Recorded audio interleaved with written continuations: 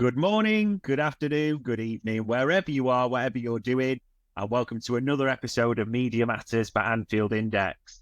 Wolves are vanquished, Liverpool sit top of the Premier League, and yet everyone doesn't seem that happy overall, it seems. So there's plenty to get stuck into on the Wolves game, Bologna coming, and all the off-field activity.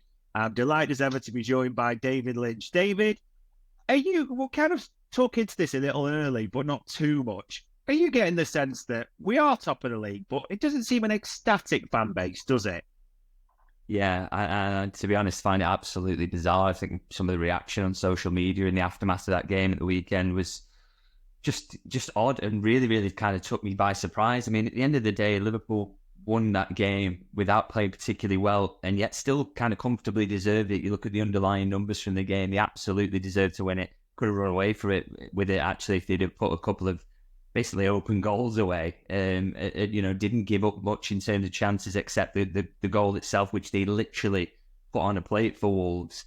I understand frustration around the game in terms of you don't always play well, but it seems to be kind of, I don't know, under Jurgen Klopp, maybe that result, the performance would have been seen in a kind of different light because we've seen that performance at Wolves before, never mind just in general games under Jurgen Klopp. So, I think there would have been a bit more sort of, that's the sign of champions if Jurgen was still there. But because it's a new manager and maybe there's a little bit of nervousness around what he'll bring, it's sort of all the negatives of it have been really seized upon. And I think that's true for the season as a whole so far as well. So, I didn't really quite get that. And we'll obviously get into the performance itself and what that was like. But I just didn't have the negative feeling that I think a lot of people did have after it. And then the same for the season so far as well. So, yeah, a little bit of a strange one for me, to be honest.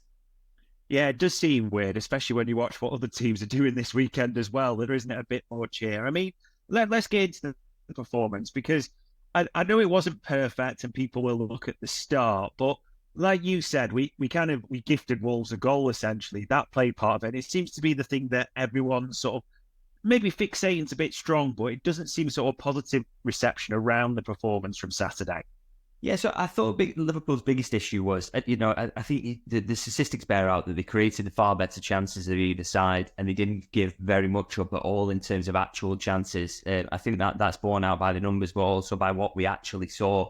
But I think where some of the emotion that's come into it and made the really harsh judgments of the performance, and rightly they've criticised for this, very sloppy in possession at times. Passing balls away, giving it away so cheaply. And that can put you under pressure and make it really difficult for you. Add in that the first 20 minutes Wolves were as good as they were at any point really throughout the game, and their pressing was very good. And that, I think, is where a lot of the feelings come from. But I think on the flip side of that is that one of the things I liked about it is that Liverpool weren't very good in that 20 minutes, and I think those slow starts are something Slot might want to look at as well, actually. But while they weren't very good in that period, I think Wolves, and again, you can lean too heavily on statistics, but I think it combined with what actually happened when you watch it back. I think Wolves had generated 0.9 XG in the first 20 minutes. Now, that doesn't, when you think back of the game, it didn't probably feel like that at the time. But Liverpool are very good when they're not playing well at not giving up good shooting opportunities. I mean, it's something that the manager spoke about in his press conference prior to this. He said, look, you look at some of the chances we've given up, and he was asked about kind of West Ham and Bournemouth and those performances. And he said, but one of the reasons that teams are finding it hard to kind of score against us, despite the fact that we were a little bit sloppy at times, is that you look at the amount of bodies that we get in front. And again, Liverpool, this is one of the things you wanted from this manager. We talk about control. That's not always having 90% possession. I don't think it's going to be like Pep Guardiola's team. One of the things is having a good structure so that when you lose the ball, it's very hard to immediately play through you. And I think that's something that slightly got lost towards the end of Jurgen in those last couple of seasons, maybe. But it's something that this manager's big on, and absolutely. So, and the reason you do that is it gives you a cushion when you aren't playing at your best, when you aren't your best in possession, you aren't absolutely cutting teams apart. They're pressing well, and you're giving it away time and time again. It gives you a cushion, like I say. So that was one of the things I think, and I focused on that first 20 minutes, but I think it was true of the game as a whole, is that Liverpool were very good at getting back into shape and making it difficult from there, even when they gave it away. And I actually think the in-possession stuff got better through the middle part of the game. I think you can kind of cut it up into three segments. First 20 minutes, last 15, not great. everything in between. I just think Liverpool kind of dominated with a better side, and that's where they did the best work, created the best chances. And as I say, in that period, I think did enough to win this one quite comfortably, really, in the end. And it's just those two parts of the game either side that have maybe kind of added to the reflection. But I just don't think the lows are as bad as people think, and I think the highs were much better than people kind of felt coming away from the game. So, you know, and as I say, big chances, expected goals, thinks about 2.5 to 0.5. They fully deserve to win this game. And if that is the floor for bad performances under Arne Slot, then that bodes incredibly well. And as I say, that speaks to the season as a whole as well. So I don't think it was anywhere near as bad as people have kind of made out. And I would urge people who came away with a really bad feeling from that game to watch it back without the emotion of the live game going on and see what actually, you know, what happened chances wise, what happened in total possession, and reflect. And maybe that people will reflect on it differently. I don't think it was anywhere near as bad as people make out. Yeah, it's a weird one. Maybe it's 20th place, bottom of the table. They were at the start of kickoff, weren't they? Yeah. And they had injuries. Maybe that plays a part. Exactly. And I think you're right about that. But also I would say Wolves showed there that I don't think that's a fair reflection of their, you know, actual performances. The Slot was very, very, very keen to underline that coming into this game. They played much better than the results have shown. And you can understand that as well. They've got better players than the results have shown. Gary O'Neill is quite good at setting the side up, and I thought their pressing was fantastic in the way they, like Slot said about overloading the right-hand side. It's a nice little tactical quirk to kind of try and make it really difficult for Liverpool, and it absolutely worked at times. So, you know, they've got a smart manager, they've got a lot of good players. I don't think they'll end up anywhere near 20th. I mean, you literally win 2 on the balance and all of a sudden they'll be in mid-table, and I think that will come for them. So, yeah, again, maybe that position feeds into it, but they will not be the side that finishes 20th in the Premier League. I absolutely guarantee it. No, they have got some good players, to be fair. Midfield especially looked decent, and it was interesting to see how Andre got on in this one as well, wasn't it, at the same time? And speaking of midfielders, we might as well just put a recurring note in the diary. Ryan Gravenberch, spotted man of the match for Sky. Brilliant again, wasn't he? Yeah, outrageous, and my man of the match as well. I mean, I've I have a quick look at the stats when I finish games, and just to make sure that kind of what my feeling was is tallying with what was actually happening and the numbers that are there. I mean, you can't always be completely wed to them, but I like to sort of, you know, does that back up my feeling around the game and kind of support what I feel I saw with statistics, and looked at his and just saw 3 out of 3 tackles completed, 8 out of 8 duels. I mean, I can't really remember ever seeing duels that high and winning that many. I mean, I'm not sure if there's some sort of record there or something. I've never seen that before, to win 8 out of 8 duels in a match since I've ever sort of been looking at that statistic. So just shows you how good it was. And I think duels actually was an interesting kind of theme of this game for me. I mean, going into half time, I had a look at them, and it was 60 to 40% in Wolves' favour. That flipped completely in the second half, 40 to 60 in Liverpool's favour. So that, again, is a little bit of a theme that's emerging. But why I talk about that around Gravenberch as well is that it was great that the manager can fix that and tell the players, look, this is what the game's about. You have to win your duels. But even amidst that, Ryan Gravenberch was winning his. Even when, you know, players around him were struggling and were kind of winning those individual battles, he was winning every single one and was just kind of a shining light in that midfield throughout the entire game. And you know, we talk about him so frequently, don't we? It's kind of getting kind of ended up like a broken record, but he's just that good. I mean, it's not even now talking about him. He's that good, and it's surprised us, and it's a nice surprise. He's just that good, full stop. I mean, this is talking about world-class level performance for a number 6 there. So, you know, you really just hope he can keep that going, and this isn't a kind of little flash in the pan, but you know, all the quality that he's got and the way that this manager's using him suggests that he can keep it up. And yeah, just absolutely phenomenal to see that performance again, even in a game where the midfield around him wasn't quite, you know, he wasn't quite controlling the game, that he was still in there, absolutely smashing it, basically. Yeah, no doubt. And you mentioned stats, because funnily enough, Opta put this out yesterday. 2012, Sandro for Spurs versus Blackburn. Gravenberch, the first midfielder to contest more than 5 duels in a match, 8 out of 8, as you said, make 3 or more tackles with 100% success, and 50-plus passes at over 90% accuracy, 57 out of 62. Incredible, really. Well, that shows you then it's been that long since someone's done that. And I mean, it's just how complete he is on both sides of the ball because he's not giving the ball away either. And it shows you how difficult it is to get in and play that role well for Slot, by the way, because you have to be of that standard on both sides. And that's maybe why it's kind of quite difficult for Liverpool to find someone in that position because he's very, very good. But yeah, just unbelievable, really. And I just think, yeah, you just want him to keep that going now because he's just been an absolute revelation this season and a solution that I don't think anybody, supporters, journalists, maybe even the players themselves kind of saw this coming, really, that he was going to be this good. But he's, fantastic again. Yeah, especially afterwards. Maybe Bukanate didn't quite agree with his man of the match, but he gave it all, let him have it at the end. And, I mean, we've got to talk about Konate, but before we get into his performance, Wolves' goal. Him, Alisson, joint fault. How do you see it?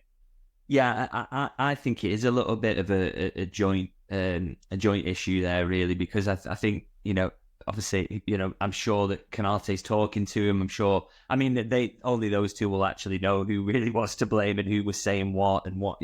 But I did feel the moment you saw Konate start to shield the ball, you need your keeper to come. You could see him shaping up to do it, and you think, why is Alisson not reacting to that? Is he just watching the ball too closely? Is he kind of worrying about the man? Or, because I think if Alisson had come confidently there, as soon as Konate starts to shield the ball, I think he gets it, and that's no problem there. I'd also say that, errors like these, you can't completely wipe them out. Things are going to go wrong at times in football matches, and that's why, where you've got to show your quality and keep it going and keep the pressure on and keep performing well. And that's, that was the big worry then, is that Liverpool hadn't been fantastic up to that point. So you were kind of like, oh, well, this could be a real issue for them, particularly as the crowd get up. But it's one of those things that happens. And even for world-class footballers, these kind of things come up. And I'd still say the Wolves were still slightly a bit fortunate with the way the ball broke as well. It just kind of pops out quite nicely for them. And again, I want to talk about this now because that's a chance that's worth 0.31 expected goals, which is obviously Wolves' biggest chance by a million miles. And Liverpool had to basically give it to them. They have 3 shots on target in the entire game, which is 0.31 XG. That one, which they literally provide the assist for, 0.07 and 0.06, I think, or something, or 0.05, something like that. So again, just feeds into the fact that outside of that moment of madness, Liverpool were very, very good defensively and didn't really sort of have any real problems. So, if they can kind of cut that one out, which they have for this season so far, it was a very rare kind of error that we've seen, then they're looking pretty good defensively. Yeah, it's not like we saw Alisson having to fly across his goal regularly in this one. I mean, going to Konate, I mean, when you look and you think back to this game, literally, he had everything in terms of a peak and a trough. Ibu literally did everything in this game, didn't he? Yeah, and I think, if he hadn't kind of committed that error, I think we were looking on his performance much more like in the ilk of a kind of man of the match performance. I think with some really, really good moments, some important blocks, sometimes a little bit dodgy in possession, but that was true of the whole team, wasn't it? That was the problem. Is that we were giving it away too easily. And again, you got to credit Wolves for that at times. But I still think we see, even after the moment there of madness, we still see his quality in defensive situations and getting back. And he's given so much work to do at times, and he does a really good job of that. And getting the goal to top it off. I think, the mistake maybe undermines his claims to man of the match, so I'm not sure about that. I think Slot kind of nailed him on that one and got it right. But still a decent performance, that mistake aside. And I still think he's he's very, very good. I mean, I saw some kind of talk after it. This is Konate all over. He's a little bit up and down, but I don't agree with that, really. I think he is generally very, very consistent. Everyone sometimes, maybe he's not Van Dijk and nobody absolutely is, but, you are going to get the odd moment where things go wrong. Maybe Alisson could have helped him out around that goal, but I think he's been absolutely superb so far this season, was superb in the majority of this match as well. So, it's just whether he gets more goals now it's kind of the big question, isn't it? Yeah. Opta again, we're talking about Konate. So he said he's got the best aerial duel success for any player to contest 10 or more in the Premier League and 100% successful tackle rate. So he's getting all his basic defensive metrics brilliant. There's no two ways about it. Goals. because he has got two, funnily enough, as well. I mean, I couldn't believe it was his first Premier League goal, but you forget he scored in Cups, Europe, that type of thing. Because he does seem now dangerous, and maybe it's to set pieces, I don't know. We seem to be targeting him and Van Dijk, especially, which you always wonder why they've not done before a little bit. What would you be looking for Ibu to sort of target in terms of goals, contributions that way? I just think he should be looking to score as many as Van Dijk does as a basic sort of starting level, really, because I just don't see why he wouldn't. I mean, his aerial success rate is in Van Dijk territory. He is that good at getting up ahead of people and winning the ball. And it's not like he's completely, just one of them gets his head on and get it anywhere. He's got a bit of class about it. He is a proper footballer. So, we've seen already, when you give him a chance like that, he can get over it. He can direct it at the net. There's no reason why he shouldn't. I mean, I wonder whether some of his goals have kind of been eaten up by the fact that Liverpool are always targeting Van Dijk and they always want him to be first contact from corners. So that doesn't help him. There's just no reason why they can't target both of them, put it in a general area where they both are and hope one of them wins it. And he just should be scoring more goals. I mean, the fact he went 2.5 years without scoring one is absolutely insane for a player who wins as many aerials as he does. Just absolutely no excuse for it. So I'm hoping that's something that they're working on with with Aaron Briggs and the analysts in terms of set pieces, is to get the ball on Konaté's head as frequently as possible, because he's just absolutely ridiculous in the air, and that will count in both boxes, and he can get over the ball and head it, then it's from that range you're generally talking about a goal. So I want to see more from him. I want him to see a Van Dijk level threat, because he's got that up his sleeve. No doubt. I mean, the leaps as well for the San Siro one and for this one, he gets some serious hand time, so he should be getting more, no doubts about it. And I suppose another player who's good in the air, Diogo Jota in this one. There's that, I know you'll have seen that Gattuso clip where he says sometimes it's good, sometimes we know what goes in there. Was this just Diogo Jota couldn't trap a bag of cement, yet goal contributions at times? Yeah, he was crazy really that first half. I mean, I looked through the stats from that one, and it was kind of like 0 dribble, 0 shot, 0 chances created up until the 46th minute. Then just has a nice little dribble down the left-hand side, clicks in an absolutely perfect cross, and it's a goal. And I mean, I didn't think he was much better second half either, but then, of course, wins the penalty with his movement. He's so threatening.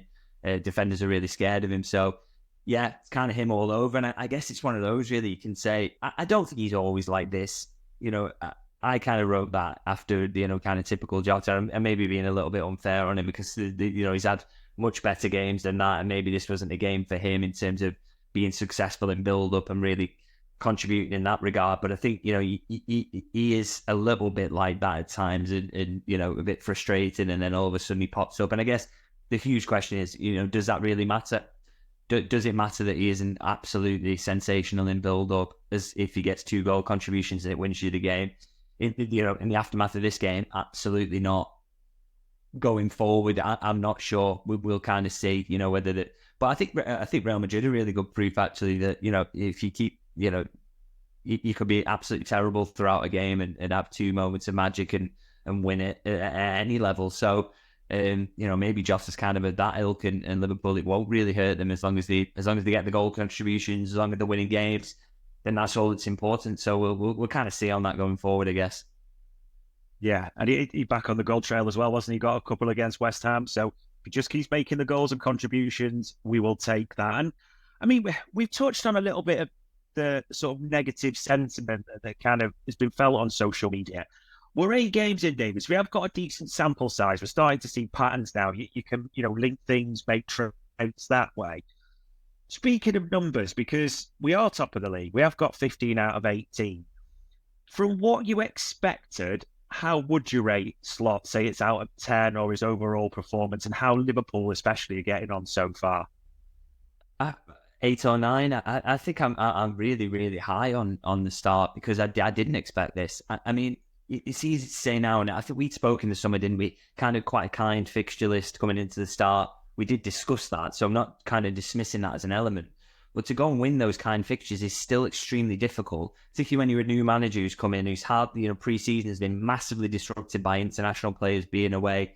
You're coming in to a situation where the fans have had the emotional blow of losing an absolute legend. It's not a, yes, you're inheriting a very good squad, but it's still difficult, and you're still kind of trying to reprogram your players as well. So the fact that Liverpool have done that, they've won 5 out of 6, as you say, the top of the league, which it's just much better than I kind of hoped for. And again, it goes back to the negativity. I kind of don't really understand where that comes from, because, did people expect more? Did people expect every game won up to this point? Not even the little bit of disappointment against Nottingham Forest. Did they think that it was just going to sweep all comers aside and walk in and find this really, really easy? I mean, the degree to which he's found it easy is absolutely stunned me. The importance he clearly gets about winning duels in the Premier League and physical battles and the respect he has for the fact that there's quality up and down the league. I mean, and he's also kind of played it down himself in terms of, saying that, yeah, there are bigger tests to come. We've got to play some bigger sides, but you can only play the fixture list that's put in front of you. And again, I reiterate this. I did not think they would be coming into this next international break. Hopefully they beat Crystal Palace and maintain that position. But top, I did not expect that at all. I thought there would be more teething problems than we've seen so far. And it's not even a case that, the results have been good, but because the underlying performance has been exceptional as well. I think Liverpool are top for expected goals, top for expected goals against. So they have the best. They have the best defense in the league. They have the best underlying numbers defensively in the league. They've also got, I think, third or fourth best attack, but have they got the best numbers in terms of expected goals for as well? So the underlying numbers are fantastic, and the results are.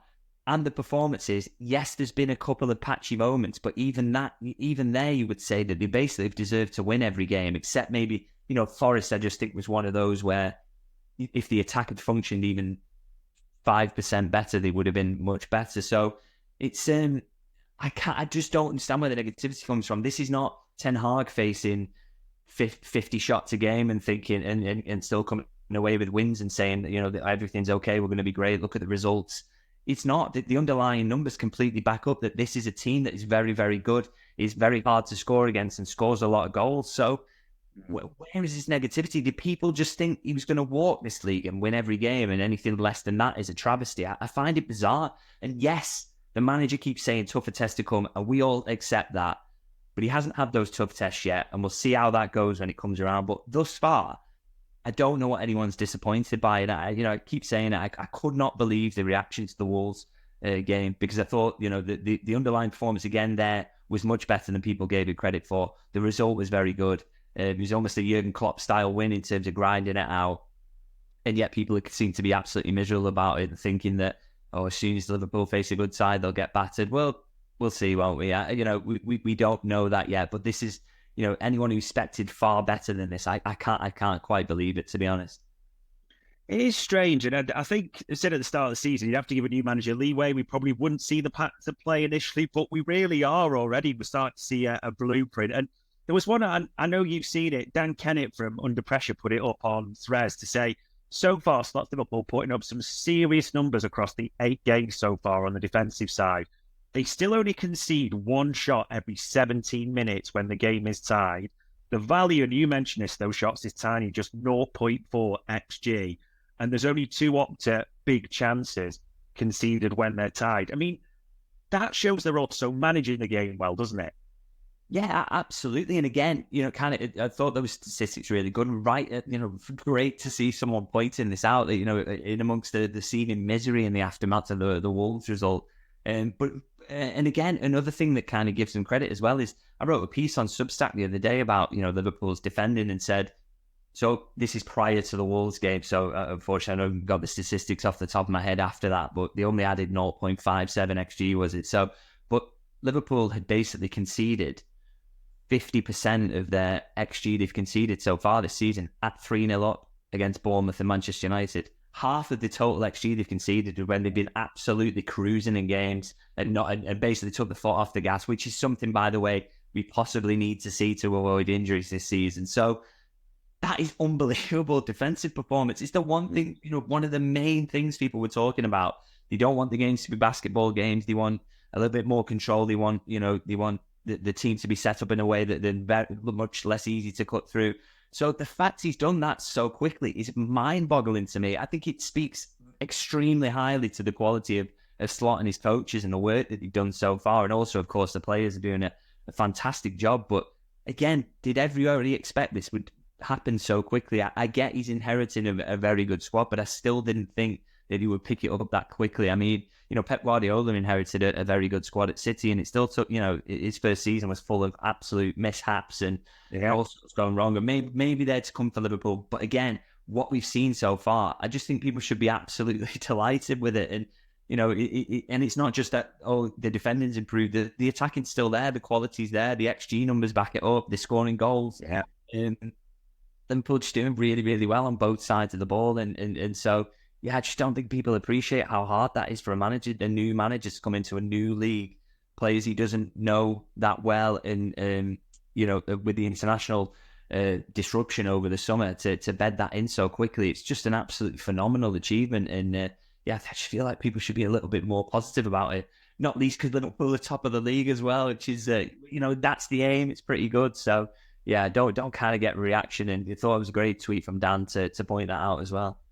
Crazy. Yeah, I mean, 12 goals scored, only 2 conceded in 6 league games. And even in the Cups, there's 8 goals scored as well. So, yeah, the underlying stats, they are good. I suppose I did want to sort of ask you one thing, because, I don't know, I want to be balanced when I ask this. Dominic Szoboszlai seems to be the focus of some fans' ire, doesn't he, on social media? He seems to be the one that is naturally in focus. Now, some people are going to say there's always one that is the whipping boy for Liverpool fans or comes under focus. But at the same time, others will say, look at the miss on Saturday, look at other things, the misplaced passes. So I want to try and be balanced on this. What are your thoughts on, let's start on his performance at the weekend. And I know he wasn't the only one, but it wasn't probably the greatest in fairness, was it? Yeah, and in fairness, I think there's been a few games where he's been sloppy this season. I think just tightening himself up in possession is just one of the big steps forward he could take. And, and imagine he's got that in his locker. The quality is there. It's just, I'm not really sure why. Just decision-making sometimes and just general sloppiness. Maybe it's, a mentality thing. Maybe something Slot can kind of get into him about and, really refocus him in certain moments in the game, because it does just look like wastefulness and sloppiness, because you can see in certain moments when he, pings a ball out or plays a little pass through the lines that he has got that quality there. So, I don't want to be too harshly on it, but I think it's fair that people are criticising him in that aspect. That does need to be better, but also, got to highlight the positive sides of his game, which is the work rate he's getting through is ridiculous. I mean, he is just he's almost doing that kind of Firmino role, really. I always used to say about Firmino that he's the extra man in attack and he's the extra man in defence as well. And Szoboszlai is kind of fulfilling that role, really. He has to get forward to make it a front four, but then he's always back to ensure it's a midfield 3 and that he can clog things up. So he's getting through an awful lot of work, really. He just needs to be a little bit neater. And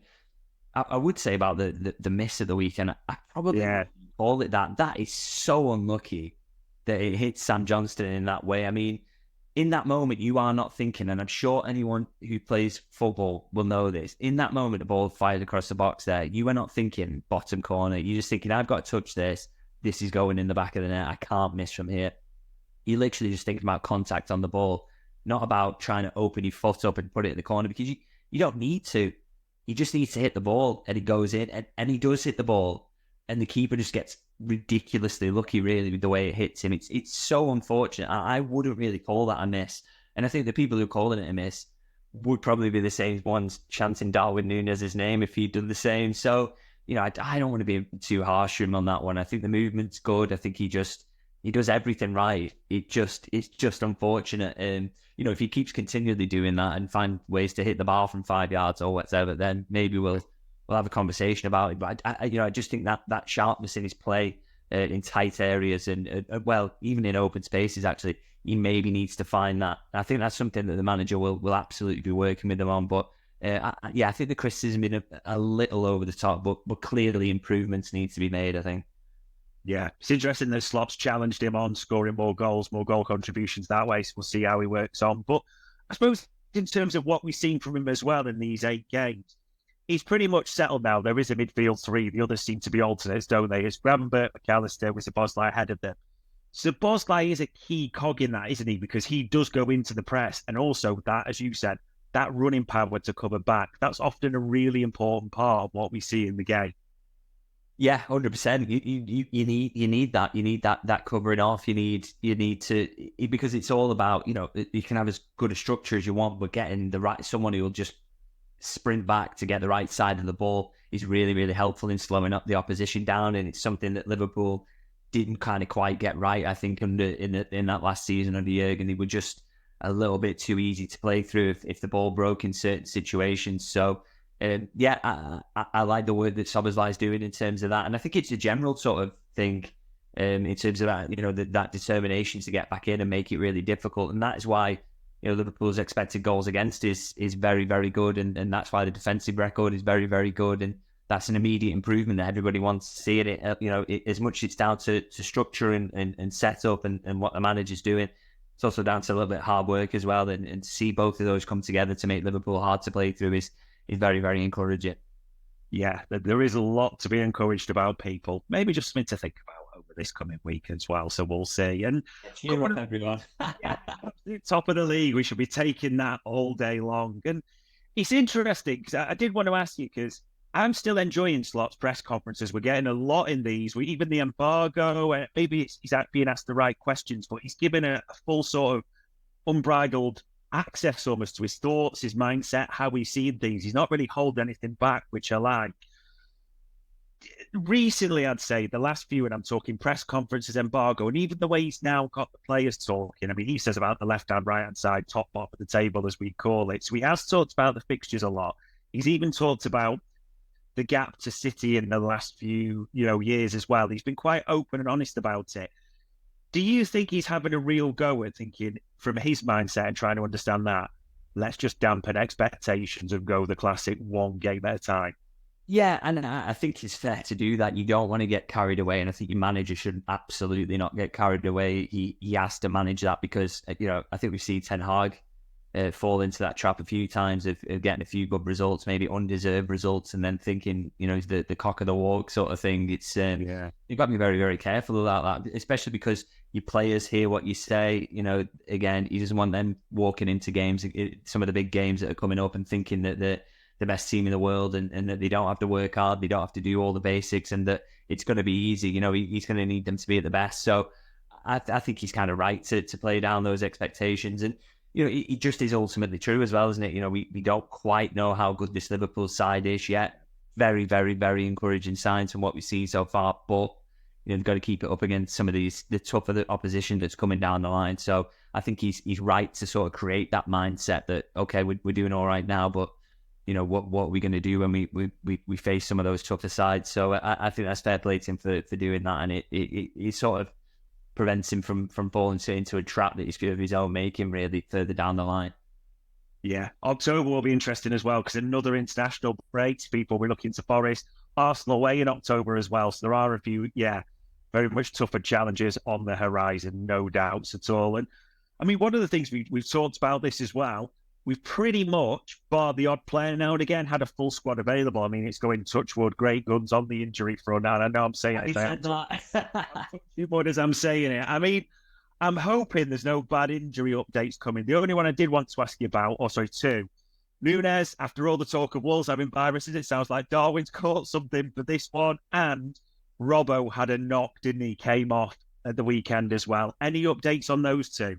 Yeah, so with Nunez, kind of was just played down as illness, from my understanding. So didn't, no one said that made that sound any particularly bad, and sort of the expectation would be that players tend to get over those quickly, be back in training, plenty of time to the Bologna game in midweek, so should absolutely be all right for that. I'd be really surprised if he's not involved. And Robbo, again, I think it was just an excess of caution in bringing him off. You've got a substitute there who can help you out with Joe Gomez. Why not just be very cautious about it? And Slot as well, I think in his press conference actually reflected that, didn't he? He was kind of didn't think it was too bad. So I'm sure they've had a scan now just to check it, make sure it's okay, but I've not heard any sort of news that makes me think there's anything worse there. So and you are right, to be fair, to mention that Liverpool are going okay in terms of injuries, because Again, how many would they have had over the past couple of seasons by this point? Probably 5 or 6 out. So it's not going too badly at the moment. And again, keep talking about that as a big factor for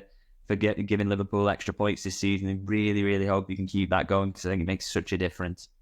Yeah, and we are seeing rotations. We are seeing a couple of subs normally around hour mark or so. Curtis Jones was on. Luis Diaz came off, that type of thing. So it's working well, touch wood, at the moment. One kid I did want to ask you about, because I saw this came up. I know a player that's quite highly rated in the academy, but it sounds pretty bad for young Callum Scanlon, the left-sided player. I know he's played almost left back, left wing, even left sort of wing back, a mixture for the academy. I know they highly rate him. It doesn't sound too good, this one, though. Yeah, looking like a few months out, really, with that back injury. So he's been recalled from Millwall, and he's just such a shame, because a really good opportunity for him to get experience going out there and play men's football, and then it's kind of been hampered by injury. And you've seen, so many promising players where they lose that playing time, and then they come back, and it's hard to find that rhythm again. And you just hope it's as short as possible, and that he can return to that loan as soon as possible, really, because these are important formative experiences for them. I mean, you look what it did for Conor Bradley, you look what it did for Jarell Quansah, and these can be really, really important steps towards the first team. So yeah, I think it's looking around 3 months or so. So hopefully he can maybe push that to a little bit shorter to get back out there and play as much football as he possibly can between now and the end of the season, because it can be really, really important for the development. Yeah, he's heralded quite highly in that academy, so fingers crossed he's back. And then one player in a different type, Anthony Gordon. We talked about him all summer, and then the latest development seems to be that, obviously, according to reports, a deal at Newcastle is set to be signed. Reports till 2031, I think, so a long-term deal there as well, an extension. Do you think that means that one's dead in the water for us now? Yeah, I think so, to be honest, because there's talk of no release clause in it. So, what kind of deal would Newcastle then come to the table for? I don't think anything that Liverpool would go for, to be honest. I mean, that's less disappointing for Liverpool, because they've suddenly got the best left winger in the world and the best backup left winger in the world out of nowhere, which is pretty nice. So not a position that they're really, really worried about. But I think I'm kind of surprised he's gone and signed a new deal, if I'm honest. I kind of thought he would push that to the final year, just see where things are up to with Liverpool. He obviously has always wanted that move, but I just think this kills it for him now. Any chance of ending up there, which is a shame. But obviously, these players have got to make these decisions about whether they commit the money that they're on. He obviously will get a significant wage boost there. So yeah, that's a decision he's made. But I would be amazed now if he ever ends up at Liverpool, to be honest. Yeah, it does seem it will be a truck full of money, won't it? So it seems hard. Even if we do a deal, we'd ever match the wages, I suspect he'll be on. But yeah, we'll have to see. I did want to ask you that, actually, because I did have it on the docket. But you mentioned Diaz and Gakpo, because that's almost the highest competition, it seems, in the squad. And you look at other positions where we've got a slot talked about, 2 for every position. So you've got Trent and Bradley. Even Kelleher comes in as a brilliant backup for Alisson. There's some real strength. Where would you say we have the strongest cover in the squad, i.e. the best to combine? Because it's almost one where there's quite a few contenders, as it were. Is it left wing for you that's a position where, if Diaz isn't available, more than a happy Gakpo out of everywhere else? Yeah, it probably is on form at the moment, the strongest area of the squad. But I mean, you start to think about that, and it reminds you how good Liverpool's squad is. I think people forget this sometimes, because he's so used to having 30 injuries at once that it kind of has looked sparse, and everyone's been like, well, we need X, Y, and Z in terms of to create cover. But reality is Liverpool have got 2 high quality players in a lot of positions across the pitch. I mean, if Conor Bradley had to play 3 or 4 months, you wouldn't be worried about him. I mean, he's not Trent Alexander-Arnold. No one is in the world, really, but he'd still come in and do a very, very high level job that could keep a side in title contention. Jarell Quansah is sat on the bench. Joe Gomez is a quality player all across that back line. They've just got Chiesa, barely touched the pitch so far.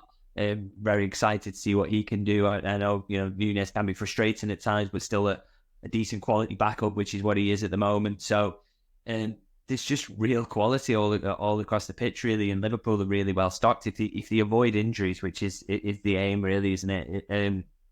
it just looked very strong. But I would agree that kind of that left wing is the strongest at the moment. But there's a chance for other players who are backups at the moment to come in. I mean, I might even mention there that Harvey Elliott coming in for Sober's line. Yeah. That's going to be an interesting little competition once he's back from injury. So it's they've got a really, really good squad, a better squad than maybe even supporters give them credit for. So maybe a couple of positions you would say they could possibly tweak, but it's a really good squad if they avoid injuries. And the hope is that we'll see that across the season. Yeah, fingers crossed it stays that way. And I suppose we're moving into this week, whether we'll see the squad. And I'm going to put words in your mouth here because I'm really swithering on this. Bologna Wednesday, and it was interesting that a lot of the players that started Wolves had the full week, didn't they? Some even had the game off against West Ham completely. Last time out the San Siro, it was 2 changes. Are you envisaging many more, or are you thinking actually pretty much Saturday was his sort of first team as he sees it right now? What are you thinking? Yeah, I wonder whether he's kind of going to, maybe we'll see a couple more, maybe we'll see 3, 4 rather than 1 or 2, but I don't think it's going to be kind of a West Ham type thing. I think, look, you've got a little bit more room for manoeuvre with it being at home, and the Anfield factor is important, so that should make things a little easier. And obviously going to the San Siro, as poorly as Milan have played so far this season, that's a big one, so you can't make too many changes for that. I think he's probably got a little bit more room for manoeuvre in this one. Maybe can you throw a Quanta in and give Canate a rest? Can you, just to make sure he's ready for the weekend, can you put a Nunez in, or anything like that? I don't think he's going to want to make too many changes, but I think he'll probably want to go with his first choice midfield again, and then kind of have a look on 60 and maybe pre-plan subs there. But I think it's a balancing act because you can't. It's not the League Cup. You can't make 9 changes really, and you've got to respect your opposition in the Champions League, and it's important to win your home games there as well. So I think it's slightly more than we saw in Milan, but maybe a lot less than we saw for the League Cup game. I'd stick with kind of that 3-4 maybe. Yeah, that's what I was. I was also thinking like you, Quanta in, because Bologna will probably let us have the ball, so a good passing centre back, and also with us playing Palace at the weekend, Mateta is a beast for Palace. You probably want Ibu there to deal with him as well alongside Van Dijk. So yeah, we'll see how many. And we come to that bit where we always talk about other teams, other things going in the league. Now, you may well have noticed you got quite a lot of action, heat, shall we call it, I think the kids say on your tweet, didn't you, where you plumped for Arsenal and mentioned Rodri, and obviously naturally a lot of people are going for this as well, the injury and the impact that has on the league. Arsenal for you now with Rodri out, sticking by that? Yeah, I think so. I mean, again, he even showed it, I think, even against Leicester. I mean, that was a totally dominant performance where they caught a couple of really, really good goals from Leicester. Oh, well, one with a deflection, one absolutely goal of the season for me. No matter what happens from here, that was an unbelievable strike. So, I just think they're very, very strong. They're capable of scoring late goals, defensively very good. And I know, underlying numbers don't look perfect for Arsenal at the moment, but they've had 2 red cards. They've had to play City away. They've had to play Aston Villa away, Tottenham away. It's been a bit of a nightmarish start for them, really, fixture-wise, and yet they're already up there and doing quite well. And the fixture list will ease for them now. So, I don't know how anyone can really sort of look past them. And I just think they are better positioned than Liverpool, in theory, for me, to capitalise on a Rodri injury. This is, by the way, it's not me saying City are going to be terrible now and get nowhere near it. I mean, Pep's a genius, and maybe they'll add in January, maybe not. But they've got a very, very good squad regardless, in Haaland, who can't stop scoring. But my contention would be if Rodri, who I think is City's most important player, if he misses, he is missing the season, but if his absence is felt in the way I would maybe expect, and that takes 5 or 6 points off City's total this season compared to maybe the last one, I think Arsenal are the best place to capitalise on that. As we have seen the last 2 seasons, they're very, very strong. They're in the mix. And the only thing, I'm not down on Liverpool. Maybe they can be in the mix as well, as they were last season up until very late. But I just wonder if, with the manager being new, there's a couple of lessons to be learned in this season that no one's going to like, but games where he goes away to somewhere tough and finds out, oh, hang on, this is what this is about. I've got to learn something. As Jurgen Klopp did, as Pep Guardiola did when they came into their clubs, these things happen. So it would just really, really surprise me if Slot were to come in and sort of all of a sudden put up 90 plus points and kind of be right up there. But, I'm prepared to be pleasantly surprised. We'll see. But for the moment, and as things stand and on the basis of what we see, and I still kind of stick by Arsenal as my favourites to get in there if City were to drop points, as I kind of expect. Interesting. Even that game against Newcastle, even the goal where Gordon wins the penalty, you'd probably just expected Rodri to plug that hole and that ball doesn't get through in the first place. So we'll see the impact that has. And I mean, I was going to ask you naturally about the transfer window, but the talking point in football, I've got to ask you about this. I know you'll have seen the game yesterday, the United versus Spurs one. I mean, United were horrendous. Gary Neville said it all, really about their performance. And it's funny because last week, if you remember, I asked you about who might be in the sack race, and we talked about the likes of Lopetegui struggling. Ten Hag might be jumping right to the top of the queue here, might he? Yeah, and deservedly so, really. I mean, the fact that he's sort of managed to stay this long on the basis of two kind of fortunate cup runs or runs of draws. I mean, I urge everybody to have a look at who United played on the way down. Yeah, okay, the Liverpool result was, but again, they got so lucky in that game. And the City game, I actually thought in the FA Cup final last year was a very, very good performance, but it was a performance of a team that is digging in and defensive, and it was never going to be able to coach a team that's dominant. The recruitment is absolutely appalling. They're just terrible, and I don't expect them. Even if they were to sack Ten Hag, I wouldn't trust the United board to get the right manager. They're still terrible at signing players. As I think this last summer, I think we spoke in the summer actually. We were asking about. It was kind of, I can't remember what the topic exactly was, but it was kind of something along the lines of, whose business do you like? And I said I don't like Manchester United's business. I might find that clip, dig it out, and tweet it, but. But yeah, I just didn't like the business, and I think the early signs are showing that it's terrible. So we thought this whole change under Ineos would kind of revolutionise things for United, and they're still as bad as ever in that aspect, aren't they? So that's not all on the manager, but he plays his part, and I think he's not doing a very very good job at the moment, is he? So he's surely right up there. Apparently he's going to get till the international break, but I fancy him to lose the next two, and then. If he does that, then I think they'll have to have a look at it and make a change there. Maybe it'll be Gareth Southgate. Which we would all enjoy, I think, at the same time. That'd be a positive one. And the only one topic we've probably not visited, so I'll end on this. Refs calls Bruno Fernandes's red card. I'm kind of, I wouldn't say stunned me, that's too strong, but I've seen quite a robust defence of this from a lot of people. Red card for you? I think, I know he slips, but when you slip, does your other leg go that high?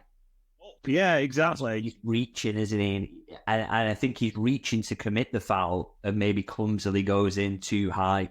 And the fact is, if you kind of catch someone and you stood there up that high, then you put yourself at risk of a red card. I think it was kind of there's an element of petulance to it and an attempt to make a professional foul that ended up turning into something worse. So I can see why the refs give a red there. I think Bruno gave him a kind of decision to make and caught a red, and that's how it is. I don't think that's too controversial at all, to be honest. I mean, he would have been better served slipping and not trying to make the foul there, so maybe a little unlucky with how it played out, but I don't think a controversial decision personally.